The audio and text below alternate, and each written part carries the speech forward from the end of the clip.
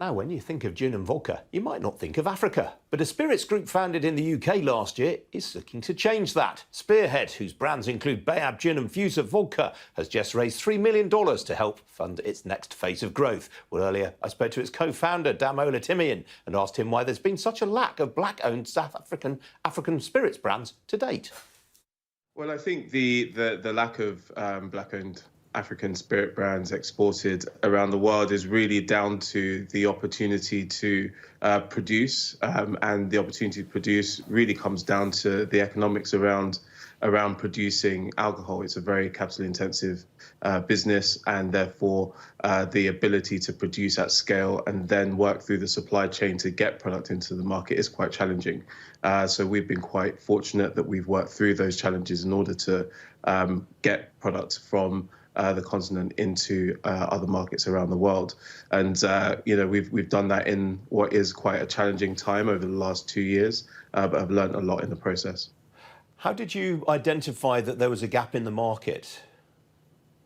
Well, the interesting thing about that was myself and my co-founder, Chris Frederick, we have been friends for many, many years. In fact, we went to university together.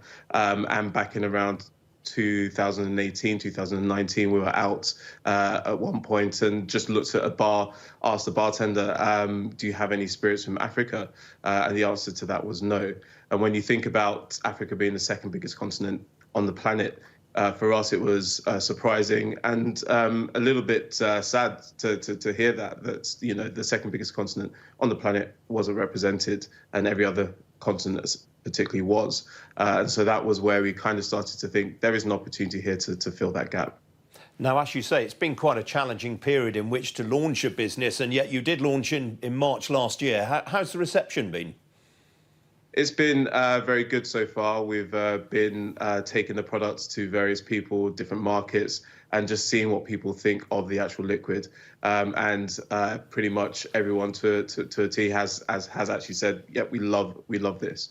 We produce a vodka and a gin, and both have been received really well. And we've also tried to really stress test this, so put this in front of people that know their spirits. So it's been awarded by international competitions, and fortunately both have won gold at the San Francisco World Wine and Spirits competition, which is a fantastic achievement for us given that we're so new.